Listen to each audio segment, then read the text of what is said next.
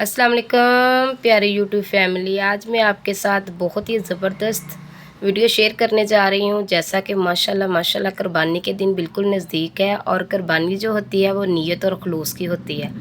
अल्लाह पाक हम सबको कुर्बानी करने की तौफीक अता फरमाए, हिम्मत और ताकत दे कुर्बानी करने की।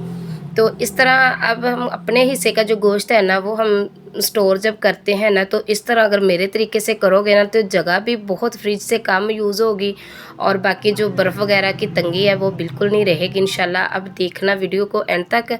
तो ये प्लास्टिक की जो बोतलें इसको मैंने अच्छे से वॉश कर लिया। अब आपने बोतलों को फेंकना नहीं है, इस तरह आपने इसको इकट्ठी करके रख लेना ताकि जो आपके अपने हिस्से का गोश्त है ना आपने उसको अच्छे से सेव कर लेना है। ठीक है, गर्मी है और इतना खाया भी नहीं जाता और जब कुर्बानी बिल्कुल नज़दीक होती है, एक पहला दिन हो दूसरा दिन हो तो बिल्कुल ही नहीं खाया जाता क्योंकि सैल सपाटियों में दिन गुजर जाते हैं। तो बाद में दिल करता है फिर अच्छे से हम रेसिपियाँ बना के खाते हैं। तो इस तरह अपने छुरी की मदद से बोतल को कटिंग कर लेना है और ऊपर वाला जो हिस्सा है आपने अलग कर देना है। तो याद रखें इसको कैंची के साथ कटिंग कर लें या फिर छुरी को गर्म करके, मैंने तो छुरी को गर्म करके ना इसको ऊपर वाला हिस्सा जो है ना अलग कर दिया। इस तरह अपने बोतलों को कटिंग कर लेना। ये 3 किलो गोश्त जो है ना 2 बोतलों में मैंने डाला है। ठीक है, तो माशाल्लाह ये देखो कि कितना गोश्त और कितनी 2 से 4 बोतलों में कितना गोश्त हमारा जो जितना हिस्सा बनता है वो आ जाएगा।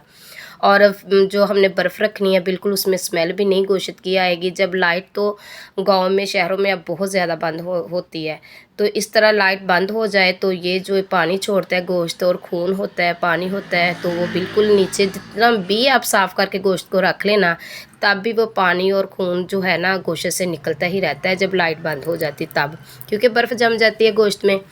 तो इस तरह आपने ये 3 किलो मैंने गोश्त लिया है, इस तरह आप बोतलों में डाल लें। तो मैं आपको दिखाती हूँ।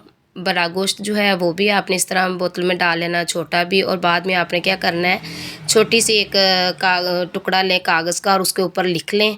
और याद रखें कि लिख के ऐसे नहीं लगा देना, आपने वाइट टेप लेनी है उससे लगाना है ताकि जब ये बर्फ़ जम जाए गोश्त में बोतल के ऊपर आ जाए तो वो जो हमने लिखा हुआ है ना वो साफ़ ना हो नज़र आए। ठीक है, इस तरह आपने क्या करना है, लिख लेना है ऊपर बड़ा गोश्त छोटा गोश्त है, तो इस तरह वाइट टेप के साथ आपने लगा लेना है। ठीक है, तो जब आपका दिल चाहे बड़ा गोश्त बनाने को तो आपने वो बोतल निकाली और निकाल के तो पका लिया, और जब छोटा दिल करे गोश्त खाने को तो आपने वो निकाला। तो कम से कम ये 10 दिन, तो लोग ज़्यादा भी रख लेते हैं लेकिन हम तो 10-12 दिन तक ही बस सेव करते हैं गोश्त को ना, इससे ज़्यादा नहीं।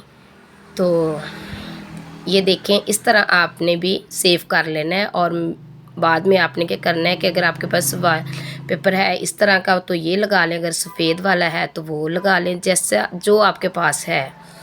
तो आज के बाद आपने जो जितने दिन तक ईद नहीं आ रही, कुर्बानी नज़दीक है, तो बोतलें आप सेव करके रख लें। ठीक है, तो अगर आपको ये मेरा बताया हुआ तरीका अच्छा लगा है तो वीडियो को लाइक शेयर ज़रूर करें, दूसरे बहनों के साथ भी शेयर करें ताकि वो भी इस तरह गोश्त को सेव कर सकें। ठीक है, और इस तरह आपने छोटा गोश्त लिख लेना, बड़ा गोश्त ऐसे ही निकाला और निकाल के पका लिया। इसको अच्छे से अपना हिस्सा ही आपने रखना है। तो ये देखें माशाल्लाह मैंने अच्छे से इसको स्टोर कर लिया। अब मैं इसको रखूँगी फ्रिज में, और नीचे जो है हम बर्फ़ रख लेंगे, ज़रा भी बर्फ़ को हमारी ज़ाया नहीं होगी और ना तो इसमें स्मेल आएगी। तो अब मैं फ्रिज में रख दूँगी। ये आपको मैं दिखा रही हूँ। अच्छी लगी है ये वीडियो तो लाइक शेयर ज़रूर करना, चैनल पे न्यू है तो चैनल को सब्सक्राइब कर दें। वीडियो को मुझे कमेंट में ज़रूर बताना है कि आपकी बहन ने जो आपको तरीका बताया कि आपको कैसा लगा, अच्छा लगा है। अल्लाह पाक आप सबको सेहत तंदुरुस्ती दे और इस तरह की हज़ारा अल्लाह ताला ईदें आपकी किस्मत में करे और मेरी भी। चलिए ठीक है, दुआ में याद रखना बहन को। अल्लाह हाफिज़।